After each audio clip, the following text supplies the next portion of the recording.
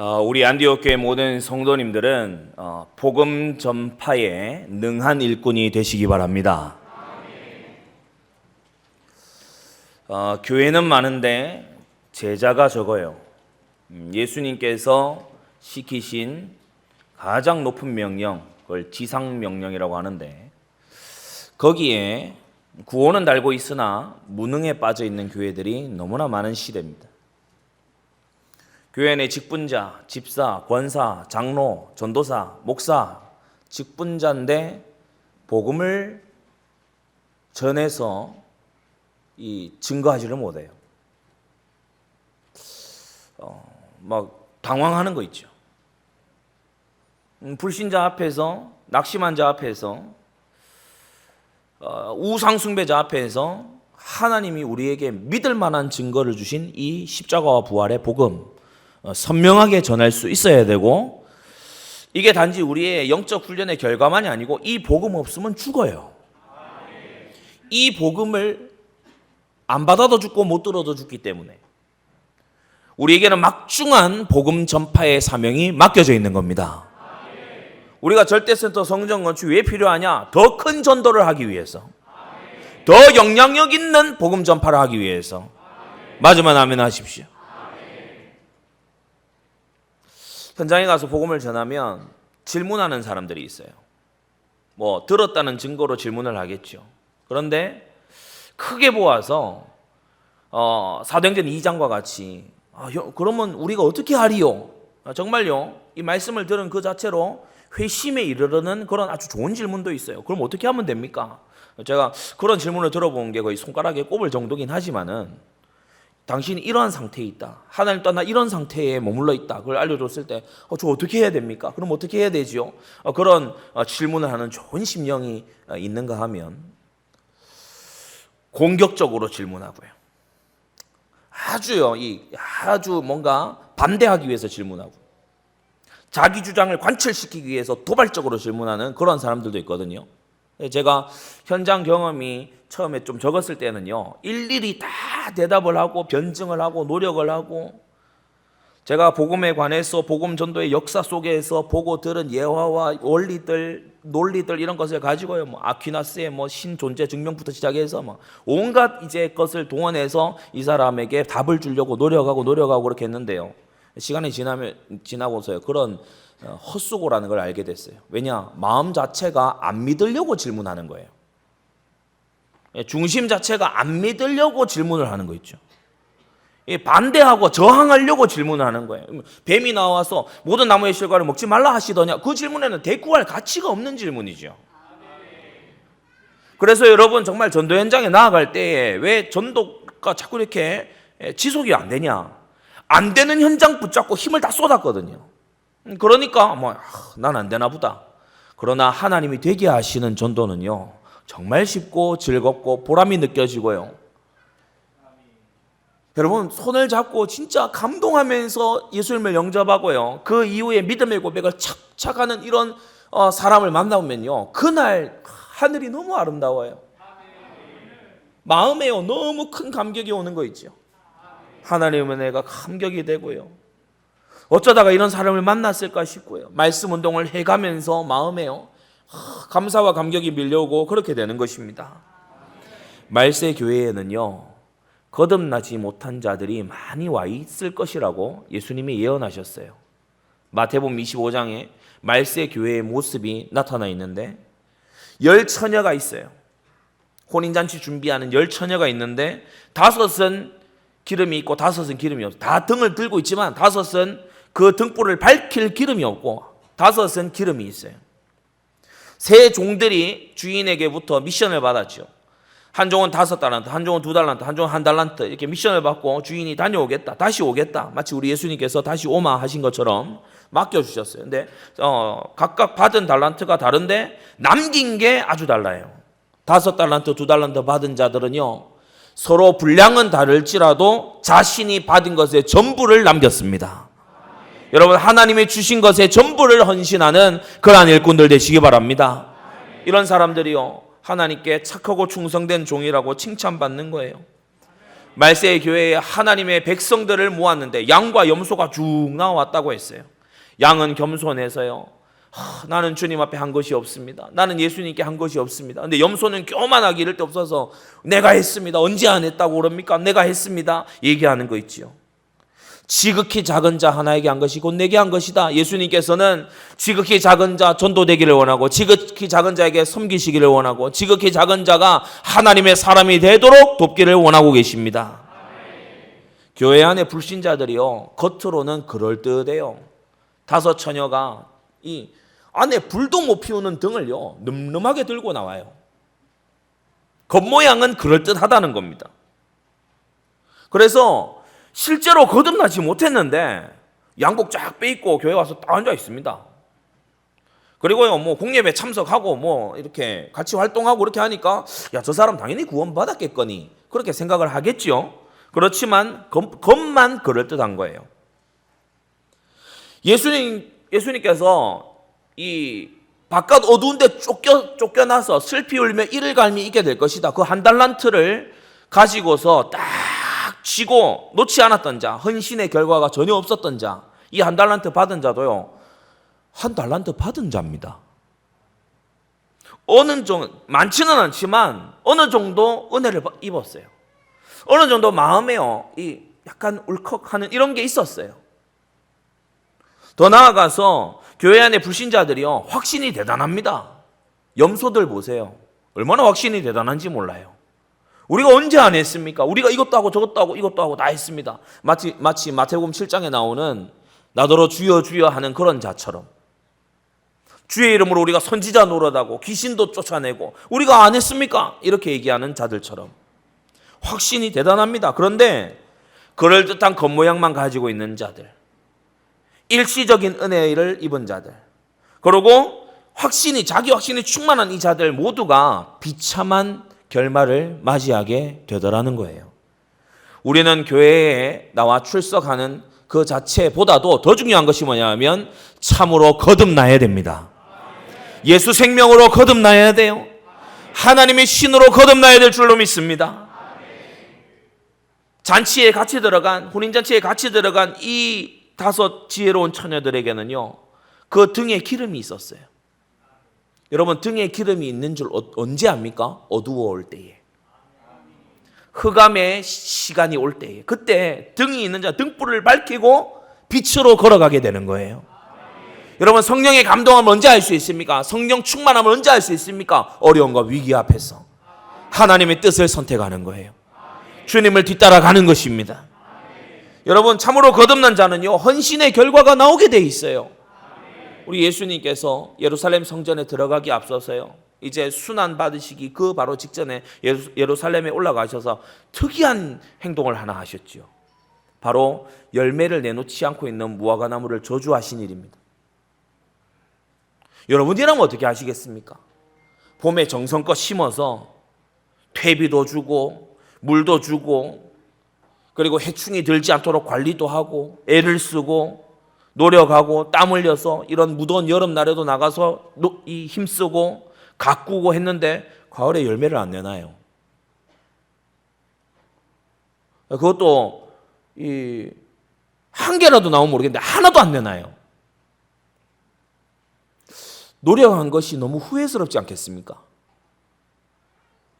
하나님께서 네피림 시대에 자기 쾌락에 미쳐 살아가는 인간들을 보시면서 하나님이 후회하셨다고 했어요. 하나님의 은혜로 먹고 입고 살아가고 생육 번성하도록 축복해 놨더니 하나님께 돌이켜 가져오는 게 하나도 없는 거 있죠. 이런 자들은 어두운 데 내어 쫓기게 된다. 가짜들은요 헌신하지 않습니다. 가짜에게는 헌신의 결과가 나오지 않습니다. 성경에서 그걸 말씀하고 있는 거죠. 우리는 가짜가 아니고 진짜가 된 줄로 믿습니다. 진짜는요 5 달란트 받은 자 5 달란트 남겨요. 2 달란트 받은 자 2 달란트 남겨요. 2 달란트 받은 자가 2 달란트 남기면서 5 달란트 남기는 자를 시샘하지 않아요. 주께 받은 것으로 드릴 수 있음에 감사하는 거 있죠. 성도 여러분 그렇게 되시기를 바랍니다. 거듭난 자들은요 시종일관 겸손해요. 하나님이 주시는 은혜는 우리를 겸손하게 만듭니다. 양들이요 소자에게 하고 교회에 하고 다 해놓고 한 적 없다는 거예요. 우리는 한 적이 없다는 거예요. 그래 너 이거 하지 않았냐? 그거는 한 축에도 못 낀다는 거예요. 여러분 이 양의 성품으로 우리가 거듭난 줄 믿습니다. 제가 한 게 아닙니다. 힘 주셔서 할 수 있었는데 그거 했다고 자꾸 얘기하시면 너무 부끄럽습니다. 여러분 이런 착하고 좋은 심령을 오늘 새롭게 하게 되기 바랍니다. 고린도후서 5장에요. 누구든지 그리스도 안에 있으면 새로운 피조물이라. 이전 것은 지나갔으니 보라 새 것이 되었다라고 했습니다. 누구든지라고 했습니다. 그리스도 안에 있는 자는 누구든지 예외 없이 이런 선한 열매가 나오게 되는 것입니다. 그 안에 성령의 감동함이 있어요. 열매와 헌신이 딱 말을 하는 거 있죠. 그러면서요 정말 겸손해요. 이런 열매가 우리 성도들에게 충만해야 되겠습니다. 새 생명은요 새로운 소원을 불러일으켜요. 그리고 새로운 생활을 하게끔 만드는 거 있죠. 어떠한 생명을 우리가 받았습니까? 어떠한 소원을 우리가 받았습니까? 하나님을 사랑하게끔 하는 생명을 받았습니다. 예수 생명 받았는데 우리 예수님은요 목숨 바쳐서 하나님의 뜻을 성취하신 거 있죠. 하나님을 갈망하는 생명을 받았습니다. 우리의 생명은 어떤 생명입니까? 죄를 미워하는 생명을 받았습니다. 죄를 설령 실수로 연약해서 지었다 하더라도 급히 애통하는 심령을 우리가 받은 거예요. 죄를요 자백하지 않고 자복하지 않고요 죄를 회개치 않으면 너무 부담이 돼요. 마음에 너무 부담이 돼. 시편 기자가 말했죠. 여름 가물에 이 마름같이 된다. 좀 더 직설적으로 얘기하자면요 이 타이어 조각 고무 조각이 이 자결하는 태양 아래서 지하게 늘어지는 것처럼 마음이 그렇게요 이 녹아내리는 거예요. 하나님 앞에 죄를 자복하고 죄를 실토하고 내가 잘못되었습니다. 하나님 고침 받기를 원합니다. 고백할 수밖에 없도록 예수 생명 받은 줄 믿습니다. 죄를요 역겹게 여겨요. 그래서 죄 용서받은 사람은 죄를 혐오하게 됩니다. 요즘 시대는요 혐오하지 말라 뭐 이런 얘기를 많이 해요. 여러분 살인을 혐오해야 될 거 아닙니까? 음란을 혐오해야 될 거 아니에요. 도둑질을 혐오해야 될 거 아닙니까? 거짓을 혐오해야 될 줄로 믿습니다. 하나님 백성은요 이 말씀에요 추워도 이 반대가 있을 수가 없어요. 새 생명 받고 새 소원이 생기는데요 교회를 사랑하게 되는 줄 믿습니다. 그래서요 헌신할 때를 찾아서 헌신을 해요.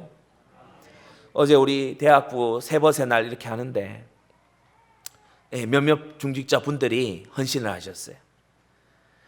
저는 항상 마음 품고 있는 게 헌신한 분들이 복을 받도록 이렇게 만들어 드려야 되겠다.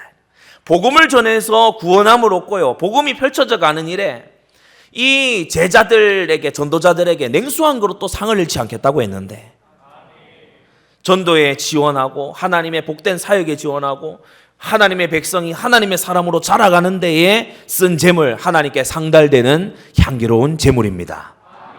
그래서 교회에 헌신하고 싶은 마음이요 샘솟아나는 생명인 줄로 믿습니다.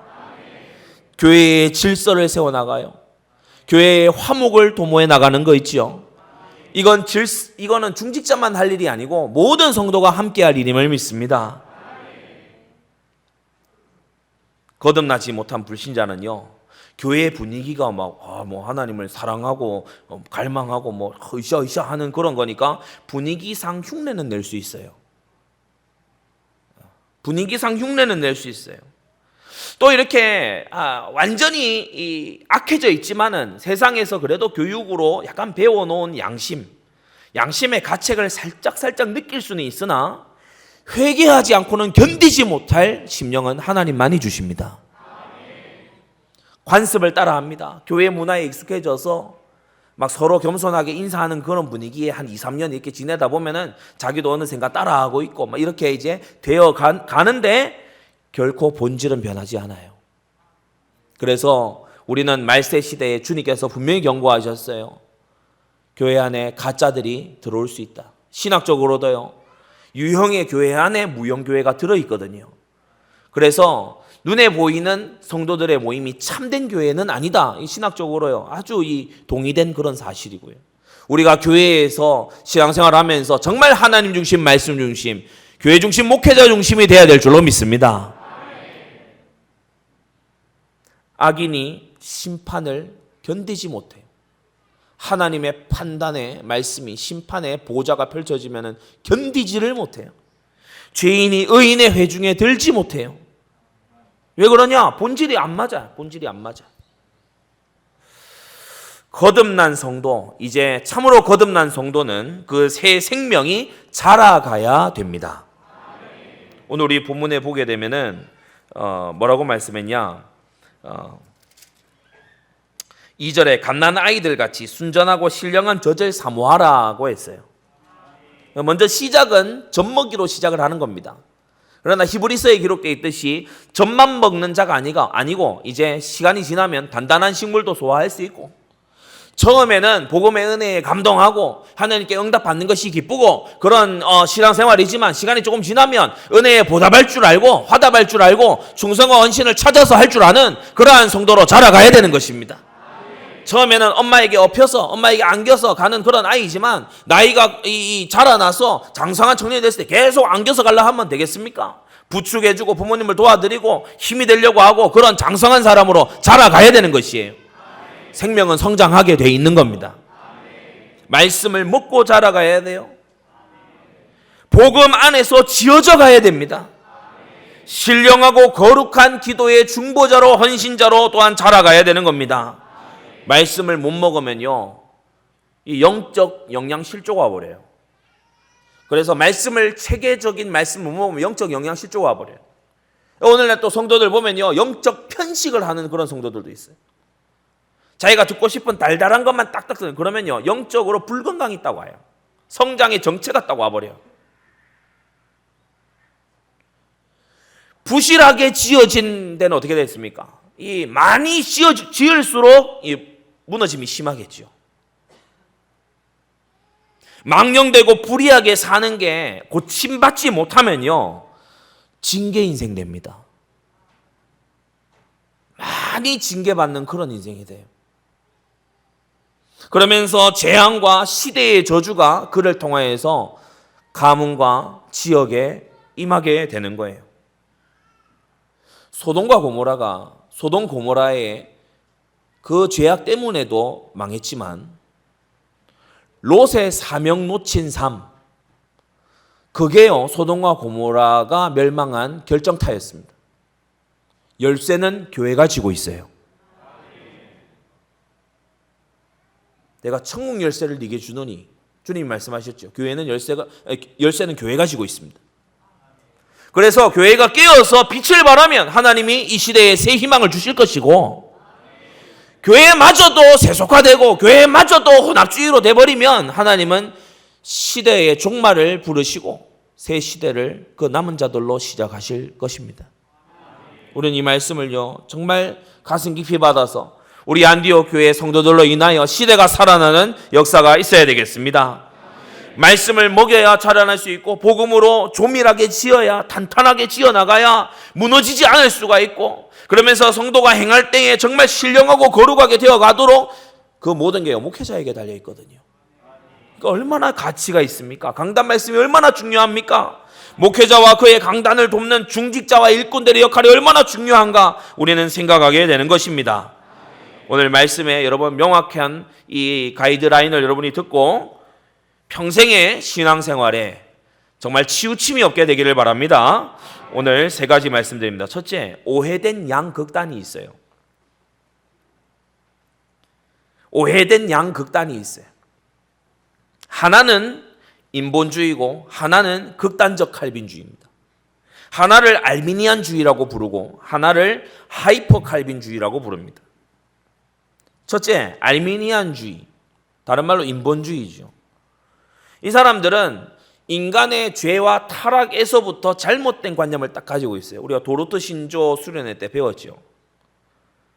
이 사람들은 인간이 지식이 타락했어, 하나님 말씀을 알지 않으려고 하고 모르고 있고 깨닫지 못하고 있잖아. 감정, 우리가 막 이렇게 화내고 막 이렇게 막 간교하고 이런 거 보니까 감정도 타락한 것 같아. 근데 의지는 타락 안 했지 않았을까? 그렇게 이제 주장을 한 거예요. 사람에게도 좀 선한 게 그래도 있어 보이는데 하나님의 일반 은총임을 알지 못하고, 그래서 지식과 감정만 타락했을 뿐이니까 의지는 전혀 타락하지 않았으니까 우리에게 있는 자유의지를 가지고서 최선을 다하면 지식도 얻을 수 있고 마음도 우리가 새 마음을 가질 수 있고, 그래서 우리의 자유의지를 가지고서 최선과 노력을 다해서 하나님의 은혜를 한번 따내보자. 지성이면 감천 아니겠냐? 이게 알미니안주의입니다. 부분적 타락을 주장하는 이 흐름이죠. 하나님의 은혜가 있지만은 결국 개개인이 어떻게 하느냐의 몫이다. 구원은 개개인의 몫이다.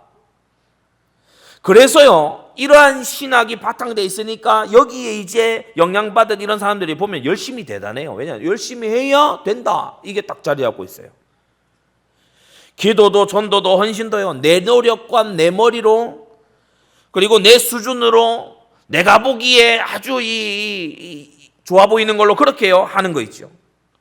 기도하고 전도하고 헌신할 때 내 노력으로 해봐가지고 이게 잘 안 되잖아요. 그러면은 이제 실족합니다. 그러면서 막 이렇게 기도에 뜨겁기가 좀 약해진다 그러면은 이제 어디까지 나가냐? 나는 구원받은 자가 아닌 것 같다. 하나님이 나를 버린 것 같다. 제가 서울에 이 선교 단체들에 활동하는 학생들 얘기를 들어보고 충격받았잖아요. 어떤 친구가 그 얘기를 하는 거예요. 나 요즘 하나님하고 사이가 안 좋아. 나 요즘 하나님 별로 안 좋아해. 야, 이거 뭐 개혁주의 고신 전통에서 자란 사람은요, 정말 청천벽력 같은 소리예요. 니까짓 게 뭔데 하나님하고 사이가 좋냐 안 좋냐를 말하냐. 근데요, 그 말을 막 아무렇지 않게 해요. 난 요즘 하나님하고 좀 대면대면해. 야, 열정이 대단합니다. 열심히 있을 때는요, 무슨 기차 화동 같아요. 그런데 자기의 어떤 연약한 이런 것이 나타나잖아요. 뭔가 기도한 게 결국 안 되고 다른 데로 나타나잖아. 그러면은 교회고 신앙이고 다 집어치워버려요. 내 노력으로, 순전히 내 노력과 내 힘으로 했기 때문에 사람이 안 알아주면 실망합니다. 사람이 높여주지 않잖아요. 그러면 내가 왜 그렇게 했을까 후회합니다. 그러면서 불만을 가지고 그게 반감이 되고 나중에는요, 참을 수 없는 분노가 되는 거예요. 하나님 앞에 했으니까 난 그로써 만족이다. 이렇게 되지를 않고요. 내가 이만큼 노력했는데, 이만큼 내가 힘을 썼는데 결과가 왜 안 오냐? 이런 마음을 딱 가진다는 거예요.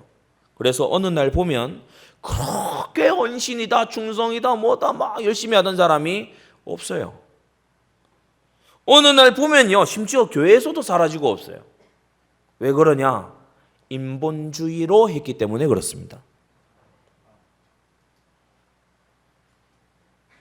내 머리로 하고 내 노력으로 하고 사람의 인정을 바라보고 하고 사람의 박수를 바라보고 하고 그렇게 했거든요. 그러다 보니까 결국에 가서 이런 자리에 가서 이렇게 되는 거예요.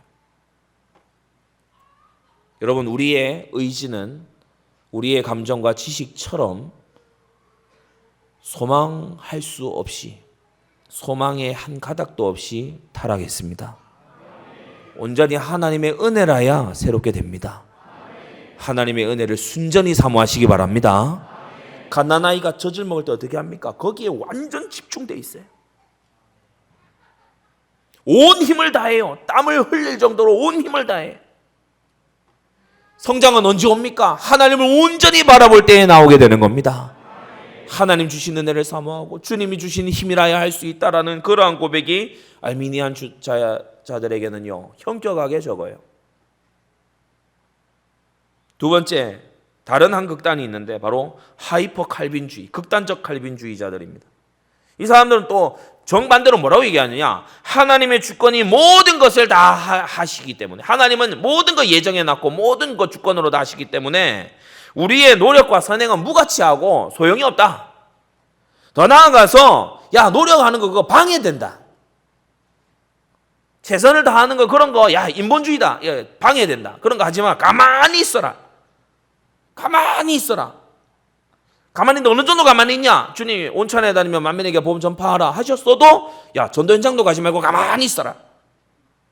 전도는 하나님이 하시는 거지 네가 하는 거냐? 가만히 있어라. 그래가지고요, 이 전도 현장도 가지도 않아요. 제가 실제로 같이 나간 분이요. 우리 교단에서 이렇게 또 전도 현장 같이 나갔는데 복음 전하려고 누구 딱 이렇게 학생하고 얘기를 시작하니까 옆에서 옷을 탁 잡아 끄는 거예요.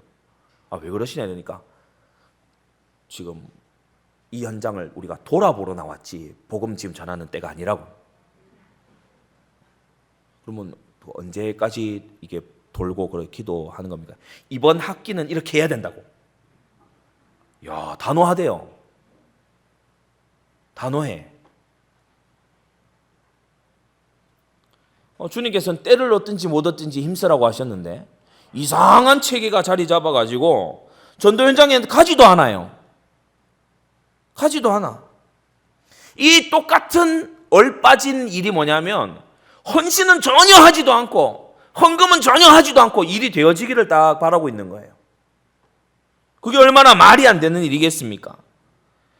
헌금을 하지 않고 헌신을 하지 않는 사람이 기도가 과연 뜨거울까요? 기도도 미지근하게 됩니다. 죄 지은 게 있는데도요, 철저하게 회개하지 않아요. 칭의만 강조하는 거 있죠. 신앙생활을 하는데 무책임하게 신앙생활을 해요. 어떤 사람은 기도로 자신의 미래를 전부 다 하나님께 아뢰고요. 기도 속에서 거기에 대한 일일이 감동을 다 받고 이렇게 신앙생활을 해나가는 사람이 있는가 하면요. 어떤 사람은 믿음 되게 좋은 것처럼 보이는데 주님께 더 맡겼다는 거예요. 난 주님께 다 맡겼다는 거예요. 그래서 신생아 상태를 벗어나지를 못해요. 자라는 성장이 없는 거예요. 여러분이 헌금과 헌신에 대해 들을 때에 정말 하나님이 나의 인생을 쓰시겠구나 하는 감사의 마음으로 들으십시오. 바울이 고린도 교회에 권면하면서 마게도냐 고린도후서 8장에 보면은 마게도냐 교회 성도들은 극한 가난 속에서 풍성하게 헌금했다. 자원할 뿐 아니라 힘에 지나도록 자원해서 헌금했다. 오늘날로 말하면 교육학이나 이런 데서 하지 말라는 거 한 거죠. 비교하는 거. 아가야 지방에 있는 고린도 교회 성도들에게 야, 마게도냐 교회 성도들은 이렇게 헌금했어. 힘에 지나도록 자원해서 헌금했어. 너희들 잘 보고 배워. 그렇게 말하면서 바울이 뭐라고 하느냐? 너희가 말과 행동과 간절함 이러한 은혜가 있듯이 이 은혜에도, 이 헌금이라고 하는 이 은혜에도 너희가 강한 자 되기를 바란다. 헌금은 은혜입니다. 하나님께 드릴 힘이 있다는 거 은혜인 줄 믿습니다. 하나님께 바칠 것이 있다는 것은 은혜입니다. 하나님의 일에 나에게 맡기신 재물이 쓰임 받는다는 거 이거 은혜입니다. 이 은혜에도 강한 자가 되십시오. 근데 하이퍼 칼빈주의자들은요 이상한 논리를 가지고 있어요. 하나님이 전도하지 내가 하냐. 얼핏 들으면 되게 신앙 좋은 것처럼 들려요. 그래서 이 전도 현장도 안 가요. 옆에 사람을 붙여줘도 물론 그런 중심을 갖고 있는 사람에게 하나님은 사람 안 붙이십니다만은 옆에 사람이 와도 복음이 절실히 필요한 사람이 와도 입을 열지도 않아요. 그러고서요 믿음은 대단한 거예요. 틀린 믿음. 복음은 전파되게 돼 있어. 그렇죠. 그 믿음대로 너를 통해 안 되고 다른 사람을 통해 돼. 그 축복과 그 응답은 자기를 건너가게 돼. 헌금도 마찬가지입니다. 하나님이 우리에게 이미 주신 것으로 주님은 찾고 계십니다. 정직한 마음 가지십시오. 오늘 2부 예배 때 그걸 말씀드리겠습니다. 이 하이퍼 칼빈주의자들은요 동침하지 않는 부부가 아이를 바라는 것처럼 그렇게 살아요. 이 하이퍼 칼빈주의자들은요 공부하지 않은 학생이 우등생 되기를 바라는 것처럼 그렇게 살아요. 하나님이 지으신 보편적인 원리를 거스르면서 사는 거 있죠. 하나님이 다 하신다. 얼핏 들으면 믿음 좋아 보이지만 대충 하고요. 게으르기 이를 데 없고요. 준비성이라고는 없고요. 그러면서 남의 헌신에 무임승차하고요. 민폐 끼치는 그러한 생애가 점점 되어가서 이 하이퍼 칼빈주의로 오래 이 신앙의 틀이 자리 잡아버리면은 나중에 불신자에게도 손가락질 당하는 그런 인생이 됩니다. 우리는 오늘 이 말씀의 제목처럼 하나님의 주권 아래에서 우리의 책임을 다해야 됩니다. 하이퍼 칼빈주의자들, 세월이 흐르면 응답도 증거도 열매도 제자도 없는 그야말로 영적 무능의 상태에 딱 가서 서게 되는 거예요. 그 두 번째, 올바른 성경주의는 뭘 말합니까? 올바른 성경주의, 칼빈주의는 무엇을 말합니까? 첫째, 우리는 소망이 없다는 것입니다. 전적으로 타락했기 때문에, 지정의가 빠짐없이 다 타락했기 때문에 그 어떤 노력으로도 구제불능이라는 것입니다. 여러분, 여기서부터 첫 단추가 끼워져야 돼. 우리 강단 말씀을 들어 나올 때 어떻게 해야 됩니까? 하나님, 나 다 틀렸고 하나님 말씀이 다 맞으니 주의 말씀을 듣고 순종하게 해주옵소서. 사람은요, 마음에 계속해서 죄가 치밀고 올라와요. 세상은 유혹거리로 넘쳐나요. 세상은요, 성경과 반대되는 말을요, 담대하게 외치는 자들로 넘쳐난다는 겁니다. 그래서 일부 리모델링이 필요한 게 아니고 이 사람이란 것은 전부 허물고 새로 지어야 돼요. 주님은 우리에게요, 너희에게 나의 도움이 필요하다 하시지 않았어요. 너희가 새로 태어나야 된다. 너희는 완전 죽고 새로 태어나야 된다. 먼저 자신의 힘으로 회개할 수 있다는 생각부터 고쳐야 됩니다. 그래서 회개 기도합시다, 회개할 걸 찾아 기도합시다 했을 때요, 뭘 기도해야 될지 모르겠는 그런 성도들이 있을 거예요. 뭐부터 기도하셔야 되냐? 하나님, 나한테 왜 이렇게 회개할 제목이 발견이 안 됩니까? 회개할 것도 찾지 못하는 나의 이 감겨있는 눈을 좀 뜨게 해주옵소서. 기도하시기 바랍니다. 회개할 구체적인 제목을 내가 발견하게 해주옵소서.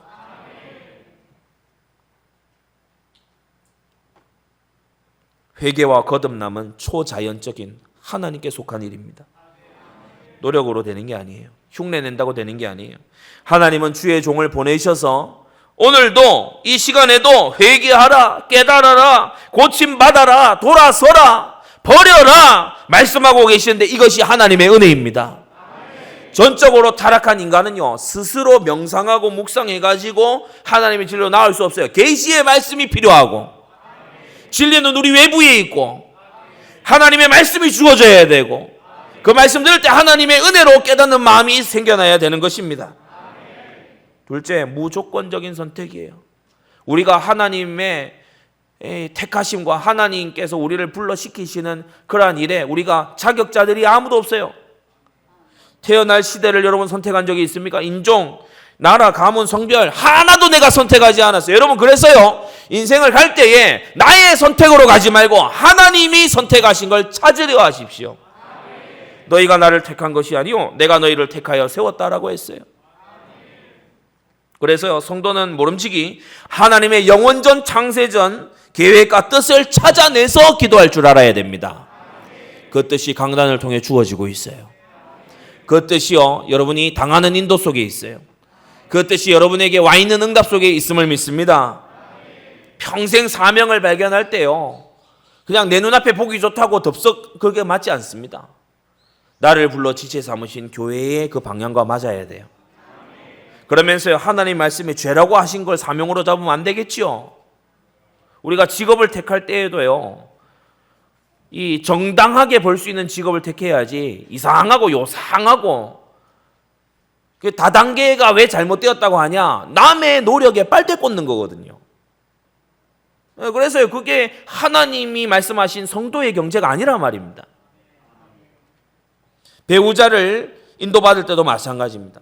성경을 보면은 아담도 그랬고 창세기 이삭도 그랬어요. 이 아담이 잠들어 있었어요. 이삭은 묵상 중에 있었어요. 하나님께서 이끌어 오시는 거 있죠. 세상은 말합니다. 이 남자 저 남자 만나봐야 돼. 이 여자 저 여자 만나봐야 돼. 제가 결혼하기 전에도요, 심지어 목사님들 중에서도 저한테 그래도 연애를 해봐야 돼. 어떤 목사님은요, 적어도 여자를 한 3명 정도는 진지하게 사귀어보고 그리고 해야 돼. 좀 스스로의 생각이죠. 그러나 성경을 보니까 그렇지 않더라고요. 이삭이 막 이 여자 저 여자 만나보고 그리고 나면 리브가가 제일 낫구나 이래가지고 그게 아니죠. 아담이 막 하나님이 이 여자 저 여자 다 지어놓으셨는데 이 중에 이 사람이 좋습니다 이런 게 아니죠. 하나님이 이끌어 오시는 자, 하나님이 짝 지어주시는 자를 만나게 된 거예요. 그래서 내가 보기에 좋은 자보다 하나님이 짝지어 주시는 자가 훨씬 나에게 맞고 하나님의 뜻에 부합하는 것입니다. 그래서 서로에게 이끌렸다는 증거로요, 아담이 하와를 봤을 때 마음에 협조하고 하와가 아담을 봤을 때도 마음에 협조하고 이삭이 리브가를 봤을 때도요, 약속의 땅을 바라보듯이 그렇게 마음이 협조하고 리브가도 이삭을 바라봤을 때 서로가요 그렇게 공통된 마음이 주어지고, 더 나아가서 양가 가문에도 그런 마음이 주어지고 온 교회에도 축복과 그러한 축하 속에서 이제 결혼이 이루어지고 경건한 가정이 시작하는 것입니다. 학교와 직장인도 받는 것도 마찬가지예요. 하나님의 영원전 계획을 발견하게 해달라고 기도부터 해야 됩니다. 모두 하나님이 결정해 두셨다면은 그럼 왜 기도하냐? 우리가 교회 안에서도 보면요, 약간 삐딱한 마음을 가진 사람들이 어떠냐면, 아니 뭐 이거 다 결정해 놓고 우리 보고 뭐 하란 거냐? 그게 이제 이 신앙에도 그대로 나타납니다. 뭐냐? 하나님이 다 예정해 두셨는데 그럼 우리 보고 왜 기도하라 하는 거냐? 그 예정하신 이루실 그 뜻에 내가 확신이 생겨야 돼요. 그 뜻에 내가 기쁨으로 쓰임 받을 수 있어야 됩니다. 그 뜻을 이룰 사람으로 내가 변화되어야 되기 때문에 기도해야 되고, 그 뜻이 이루어지기까지 인내해야 되기 때문에 기도해야 되고, 그 뜻을 이루는 일에 내가 보고 듣고 체험하는 증인 되기 위해서 기도해야 돼요. 여러분, 기도할 제목이 얼마나 많습니까? 하나님이요 모든 택자들의 구원을 종말 때까지 다 예정해 두셨어요. 그러면 전도 안 해도 되고 기도 안 해도 되는 겁니까? 아니요, 거기에 내가 쓰임 받기 위해 기도해야 됩니다. 야, 하나님이 모든 거 다 하시는데 내가 이거 저거 다 얘기해야 되냐? 아닙니다. 하나님이 모든 거 다 하시지만 여러분은 아니잖아요. 하나님이 모두 결정하시고 모든 거 이미 다 아시지만 우리는 아니잖아요. 하나님의 뜻을 깨닫기 위해 기도해야 됩니다. 하나님과 맞아 들어가기 위해 기도해야 됩니다. 하이퍼 칼빈주의로 잘못된 사람들은요, 기도에 정열이 없어요. 기도가 뜨겁지를 못해. 잘못 이해한 거예요. 하나님 모든 거 다 결정해서 기도 안 해도 응답하고 기도 안 해도 역사에 낳는다. 아니요. 구하라 주실 것이요. 구해야 됩니다. 간구하라고 했어요. 부르짖으라고 했어요. 하나님의 뜻은 온전히 서 있습니다. 그 뜻에 내 뜻이 가서 맞춰져야 되잖아요. 내가 얼마나 거기에 안 맞춰져 있습니까? 가슴을 치며 탄식하며 기도해야 될 줄로 믿습니다. 헌신해야 되잖아요. 절대센터 세우는 일에 나의 재물이 쓰여야 될 거 아닙니까? 근데 내 욕심이 세잖아요. 근데 나의 염려가 세잖아요. 하나님 이거 꺾어 주옵소서 기도해야 될 거 아닙니까? 월수금에 나와 여러분 기도하시기 바랍니다. 새벽에 나와서 뭐 기도할 거예요? 하나님 드릴 것이 있는데 드릴 힘이 부족합니다. 저는 드릴 것도 없고 드릴 힘도 없습니다. 하나님 도와주십시오. 기도해야 됩니다. 그래서 헌신을 마음먹은 사람이 진짜 기도를 해요.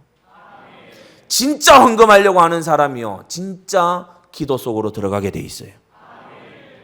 이 두 개가 같이 돌아가는 겁니다. 저는 막 기도로 하겠습니다. 헌금이라고는 쥐꼬리도 없어요. 이 사람은 기도하는 사람 아닙니다. 거짓 기도하고 있는 사람이에요. 오늘 정말 하나님의 주권, 하나님의 역사, 하나님의 은혜, 우리의 기도와 간구, 그리고 우리의 책임, 우리의 헌신, 우리의 노력, 최선, 이것이 같이 붙잡아지는 은혜가 있게 되기 바랍니다.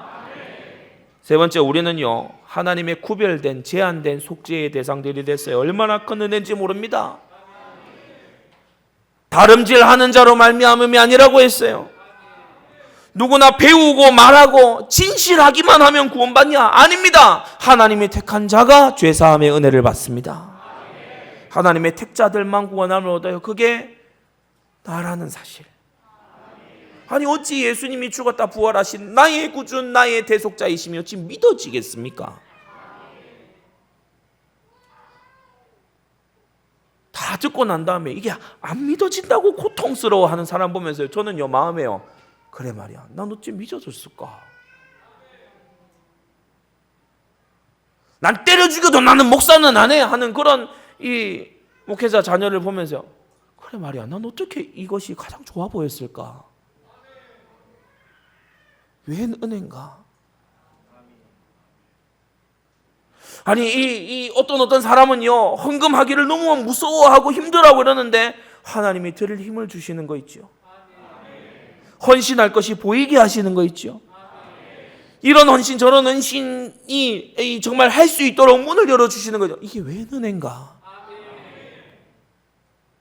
구원의 길은 마태복음 7장에 좁은 문이라고 하셨어요. 큰 문이 아니에요. 좁은 문이에요. 마태복음 22장에 청함을 받은 자는 많되 택함을 입은 자는 적다고 했어요. 오직 택자들에게만 죄 사함의 은혜가, 죄 혐오의 은혜가 동시에 주어지게 되는 겁니다. 오늘 우리 베드로전서 2장 8절에도요. 저희가 말씀을 순종치 아니함으로 넘어지나니, 이게 우리 이 인간의 책임의 영역이죠. 말씀을 순종치 아니함으로 넘어져요. 그러면 말씀 순종 안 해서 넘어졌으니까 그것이 그냥 순종 안 한 그 이유 때문이냐? 그 뒤가 중요하죠. 이는 저희를 이렇게 정하신 것이라.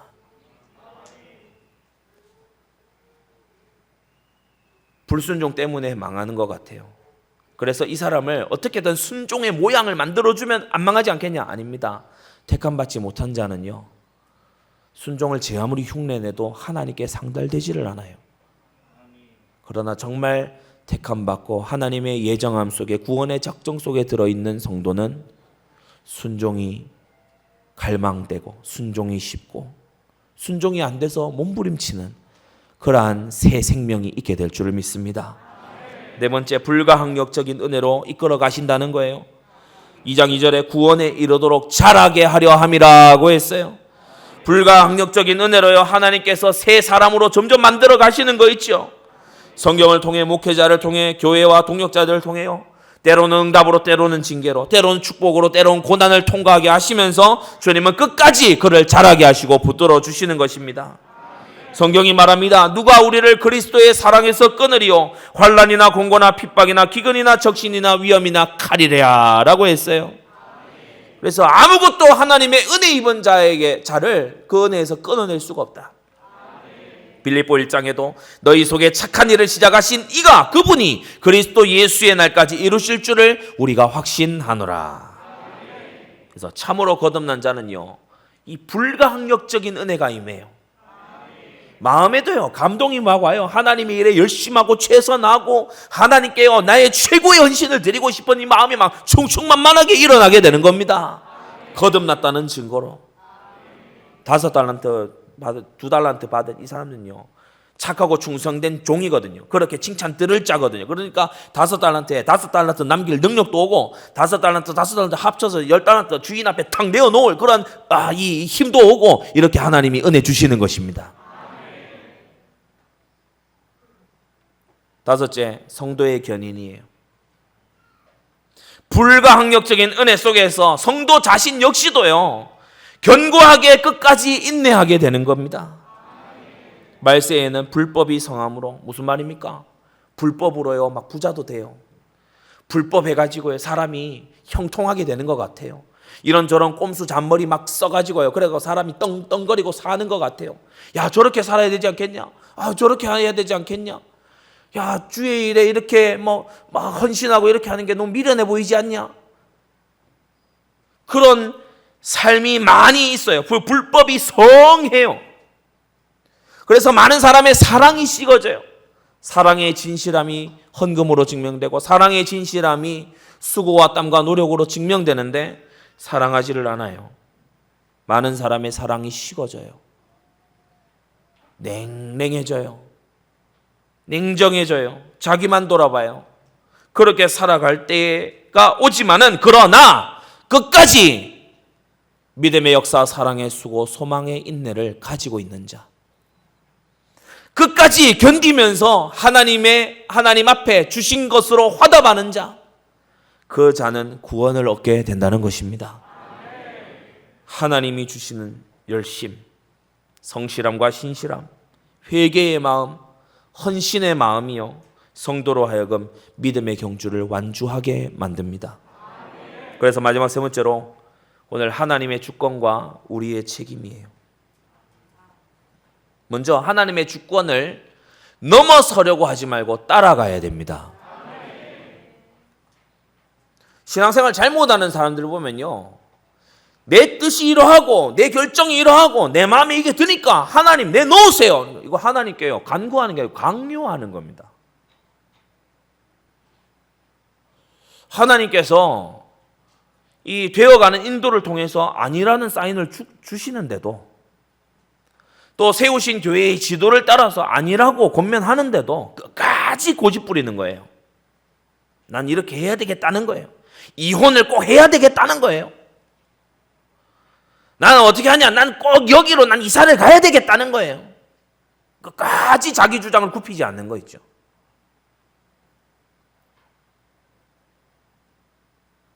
여러분, 성도는 가장 먼저 하나님의 뜻을 겸허히 찾아야 됩니다. 하나님이 이 일로 무슨 계획을 이루려 하시는가, 그걸요 정말 강단을 통해서 답을 찾아야 됩니다. 하나님이 지금 나를 어디로 밀고 가시는가? 이 이삭이 계속 셈을 뺏기잖아요. 그래서 어디로 브엘세바로 이끄시는 거예요. 나를 어디로 인도하시는가? 이걸요 빨리 눈치를 채야 됩니다. 영적 눈치 빨라지시기 바랍니다. 그때에 하나님 앞에 유효한 헌신을 할 수 있어요. 절대센터 성전건축이다 그러면요 하나님께서 헌신의 은혜를 주시겠다는 사인입니다. 이 헌신의 은혜거든요. 다윗은 성전 지을 은혜를 못 받았던 사람이에요. 헌금 준비밖에 못했어요. 아무에게나 주어지는 은혜 아닙니다. 그래서 여러분 정말 사모하시기 바랍니다. 하나님이 이끄시는 인도를 따라서 복음 전하면요 되어지는 전도가 되죠. 하나님이 이끄시는 뜻을 따라서 사역을 해줘야 그게 올바른 사역이 되는 겁니다. 선택과 결정, 말과 행동 마찬가지입니다. 하나님 눈치를 잘 봐야 돼. 우리 중직자들 잘 들으십시오. 중직자는 목사님 눈치 보는 게 아니고 누구 눈치 보는 게 아니고 하나님 눈치를 잘 봐야 돼요. 사람 눈치 자꾸 보니까 사람 있을 때는 그럴듯하게 하다가 사람 없을 때는 깽판 치잖아요. 사람 눈치 자꾸 보니까 하나님 눈치 봐야지.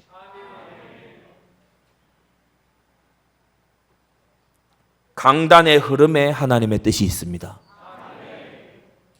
계시록을 잘 보세요. 귀 있는 자는 성령이 교회들에게 하시는 말씀을 들을지어다. 강단의 흐름에 주님의 뜻이 있습니다. 공연히 교회가 있고 공연히 강단이 있는 게 아니에요. 와 있는 응답에 하나님의 뜻이 있습니다. 성전 건축할 응답이 와 있잖아요. 하나님의 뜻을 따라서 그것을 선한 청지기로 역할을 다 하세요. 와 있잖아요. 왜 안 온 것처럼 자꾸 이렇게 그럽니까? 와 있잖아요. 와 있잖아요. 어떤 이 중직자 한 분은요, 지교회 세우는 일에요, 자기 집을 다 내놓고 그리고 자기는 전세로 옮겨가 버렸어요. 지교회 세우려고. 뭐 강요를 하거나 그런 게 아니고요. 이분이 자기 마음의 감동을 따라 그래 한 거예요. 그러니까 이분에게는 교회가 자기 집보다 중요하다 이거죠. 하나님 보실 때 이 사람 중심이 그런 겁니다. 뭐 받을 만한 자는 이런 믿음을 또 받고 이렇게 나아가겠죠. 분명한 거는 하나님께서 그 가문에 달리 역사하실 것이다. 사울이 자기 기념비 세우고 자기 왕궁 세우고 막 그렇게 할 때에 다윗은요 성전 건축에 한을 품은 사람이에요. 하나님이 역사하시는 게 다르지요. 하나님을 존귀히 여기는 자를 주님께서 존귀하게 만들어 주시는 것입니다. 그래서 헌금이 믿음의 진실됨을, 사랑의 진실됨을 증명한다는 것입니다. 당하는 인도, 피할 수 없도록 당하는 그 인도 속에 하나님의 뜻이 또한 들어 있습니다. 요셉이 피할 수 없도록 애굽으로 잡혀가 버렸잖아요. 어떻게 벗어날 수 없도록 감옥에 들어가 버렸잖아요. 그 안에 하나님의 예비하신 만남, 예비하신 뜻, 하나님이 원하신 훈련, 이것이 다 들어있는 거죠. 바로 이 속에서 강단의 흐름, 와 있는 응답, 당하는 인도, 이 속에서 하나님의 선하시고 기뻐하시고 온전하신 뜻을 찾아야 됩니다. 무턱대고 막 열심히 하고 사적 감동을 따라서 그때그때 막 떠오르는 생각이나 그 아이디어를 쫓아서 막 결정해보고 가버리고, 응답도 안 왔는데, 응답이 전혀 아닌데, 사인도 안 왔는데 막 도전하면 돌아가게 돼요. 이스라엘 백성이 가데스 바네아에 이르러서요, 주님께서 아니라고 가지 말라고 하신 거 있죠. 왜냐, 이 정탐꾼을 봤을 때 아닌 거예요. 정탐꾼들이 돌아와서 하는 이 불신앙의 말을 들어봤을 때 이들이 가나안에 들어갈 자격자가 아닌 거예요. 주님께서 가지 말라고 하셨어요. 근데 그 본문에 보게 되면은 가지 말라고 하셔서 돌아 나오는데 이 백성이 다시 가겠다 합니다. 왜냐, 막 주님이 진노하시고 막 너희가 뭐 가나안을 못 보리라, 막 이렇게 너희가 광야에서 다 쓰러지리라, 막 이렇게 말씀하시니까 이 막상 또 이 거역은 했는데 또 겁이 나잖아요. 그러니까 다시 가겠다, 올라가겠다. 주님이 바로 조금 전까지 올라가라, 취할 수 있다, 약속의 땅이다, 젖과 꿀이 흐른다, 이렇게 말씀하시던 주님께서 바로 그 다음에 가지 말라, 안 돼, 너희는 광야로 돌아가야 돼. 아닙니다, 올라갈 거예요. 인도 더럽게 못 받아요. 사인이 전혀 안 맞아요. 우리가 야구할 때 보면은, 야구할 때 이렇게 코치가 사인을 주잖아요. 사인을 줍니다. 호흡이는 게 아니고 이렇게 사인을 줍니다. 막 이렇게 합니다. 뭐 수신호가 있어요. 그러면은 1루 주자가 도루를 하려고 착착 나옵니다. 근데 갑자기 사인을요, 막 이래요. 그러면은 도루하지 말라는 거거든. 견제하고 있다. 가면 잡힌다. 들어가지 마라. 근데 내가 빠르니까 할 수 있다. 그래야 막 뛰다가요, 저는 한번 봤는데 얼마나 코믹한 게 있는지, 달려가는데 이루수한테 공이 이미 갔어요. 돌아가야지. 1루로 돌아가는데 일루수에게 다시 공이 가요. 그래가 중간에 또 가요. 그래가 나중에 가서 막 요래 가지고 다 잡혔어요.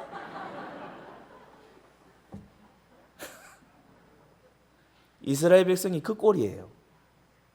올라가라. 못 올라갑니다. 막 울어요. 막 미치겠네. 우리가 다 죽을 판이야. 그래, 올라가지 마. 광야로 돌아가. 그러니까 올라갈래요.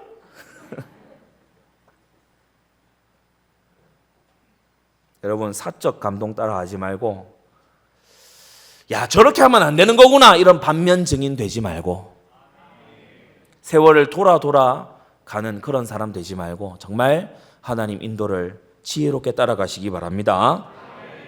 두 번째, 우리의 책임에 신실해야 돼요. 하나님의 주권을 따라가면서 우리는 우리의 책임에 신실해야 되는 것입니다. 하나님께서 명령하신 책임에 신실한 청지기가 되어야 됩니다. 중직자는 재물로 헌신하라고 중직자예요. 육신으로 뛰고 봉사하는 건 아직 재물 많이 없는 청년들이 하면 돼. 발파를 하잖아요. 뭐 청년들이 뭐 올인을 한다, 뭐 귀한 일이죠. 그러나 그 청년의 올인이 얼마나 되겠습니까? 하나님께서 완전히 이 일에 동력하라고 로마서 16장 인물을 구별하여 세우신 것처럼 주님께서는요, 다른 기름 부으심을 주셔서 세계복음화를 하게 하시는 것입니다. 복음을 제대로 전파하고 증거하는 게 우리의 책임입니다. 복음에서 뭐 이것저것 빼버리고 부담 안 느끼게 하려고 각색시키고 요리조리 이상하게 비꼬고 성경에도 없는 거를 갖다 끼워 맞추고, 그렇게 하면 책임에 신실하지 못한 거예요. 복음을 제대로 전파하는 게 우리의 책임이라면 구원하는 건 우리의 책임이 아니죠. 하나님의 주권의 영역입니다. 하나님의 뜻에 최선을 다해 헌금하는 것은 우리의 책임입니다. 맡은 바 재물의 선한 청지기가 되는 거 우리의 책임이죠. 그러나 우리에게 생명이 있을 것이냐, 우리에게 재물 얻을 능이 있을 것이냐, 우리가 얼만큼의 재물을 얻게 될 것이냐, 이건 하나님의 주권의 영역입니다. 주시는 분이 하나님이잖아요. 막 땀 흘려서 일해서 벌어서 내가 한 거겠지요. 다리 하나만 부러져 봐요. 당장의 그 직장 신부 못합니다. 제가 중학교 때 공부도 꽤 잘하고 명석했던 친구가 있었어요. 그런데 이 친구가 어느 날 교통사고가 났어요. 그 뒤로 애가 멍하고 약간 이상해지더라고. 어느 날 선생님이 수업 마치고서 야, 복도에 나가지 말고 다 앉아 있어. 복도에 나오지 마. 복도도 창밖으로 쳐다보지 마. 원래 창밖으로 쳐다보지 마 하면 궁금하거든요. 애들이 창밖에 다 몰려가고 다 봤어요. 거기 똥이 이렇게 있는 거예요. 알고 보니까 이 머리를 다친 이 친구가 거기 이 학교 복도에다가 똥을 넣어놨어요. 애가 거의 바보가 됐어요. 원래 공부 꽤 하던 친구였습니다. 아주 키도 훤칠하고 크고 잘생기고. 근데 어느 그 하루의 그 사고 이후에요, 완전 달라진 사람이 돼버렸어요. 우리 너무 다들 충격이에요. 제가 중학교 2학년 때 다들 충격이었습니다. 하나님이 지혜 좀 주셨다고 거만하지 마세요. 하나님이 건강 주신 건데 그거 가지고 헛짓하지 마세요. 하나님이 주신 능력 가지고서요, 세상에 가서 허비하고 하지 마세요. 주의 일에 빛나게 쓰임받게 되기 바랍니다. 성경 말씀대로 사역하는 것은 우리 책임입니다. 성경 말씀대로 선포하는 것은 설교자의 책임일 수 있습니다. 그러나 듣는 귀와 보는 눈, 깨닫는 마음 주시냐 안 주시냐는 하나님의 주권의 영역이지요. 그건 사람이 줄 수가 없는 거예요. 오늘 성령의 감동하심으로 여러분에게 모두 보는 눈, 듣는 귀, 깨닫는 마음 있게 되기를 바랍니다. 믿음의 말을 할지라도, 불신앙의 말을 할지라도 그 입의 말에 책임을 져야 돼요. 그래서 말을 함부로 막 하는 거 아닙니다. 마태복음 12장에 내가 너에게 이르노니 사람이 무슨 무익한 말을 하든지 심판날에 이에 대하여 신문을 받으리니 네 말로 어렵다함을 받고 네 말로 정죄함을 받으리라고 했어요. 가능한 한 정직하세요. 가능한 한 신실하세요. 그리고 정직과 신실을 더 넘어서 하나님 편에서 말하세요. 하나님 영광 되게 말하시기 바랍니다. 교회가 살아나도록 말하시기 바랍니다. 동력이 되도록 말하시기 바랍니다. 그래서 베드로전서 2장 1절에요. 모든 악독, 괴휼, 외식하고 시기하는, 비방하는 말을 버리라고 했어요. 성도가 책임져야 될 게 이 말에도 이 책임이 있습니다.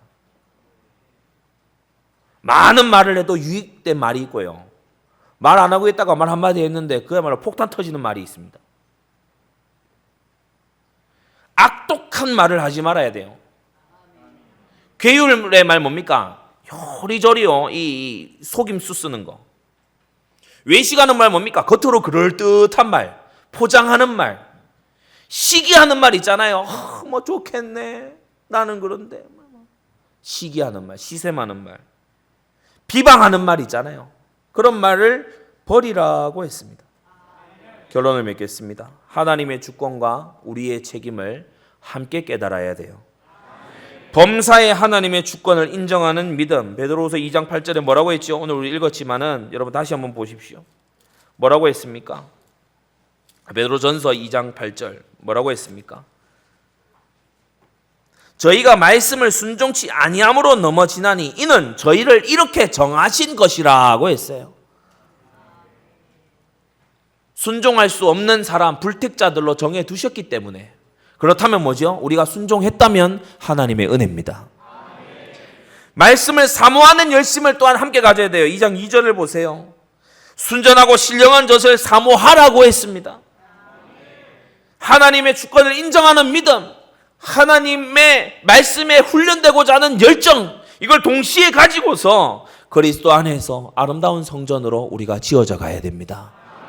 승리하게 되시기 바랍니다. 기도하겠습니다. 걸어가신 하나님 아버지, 한편에서는 사람의 책임과 역할만 강조하여서 인본주의로 어긋나고, 다른 한편에서는 하나님의 주권만을 강조해서 극단적 칼빈주의자가 되어 아무것도 하지 않으려는 그러한 양극단을 피하게 하여 주시고, 오직 하나님이 주신 은혜 안에서 최선을 다하고 열매를 내고 헌신을 하는 그러한 우리 성도들 되도록 역사하여 주시옵소서. 예수 그리스도의 이름으로 기도드리옵나이다. 아멘.